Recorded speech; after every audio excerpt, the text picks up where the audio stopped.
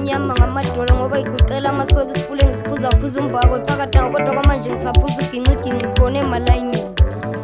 uthini usobancane uma ngibona la mama mina ngikhumbula mama wami ngicela lenkonzele kuye kazi uphila kanjani uma ngibona lengane mina ngikhumbula abantu bami ngicela lenkonzele kubo kazi baphila kanjani uma ngibona intombi zekheze mina ngikhumbula intombi zakithi ngicela limbuzele kuzo kanti zangala kanjani zangala kanjani zangala kanjani zangala kanjani akusenani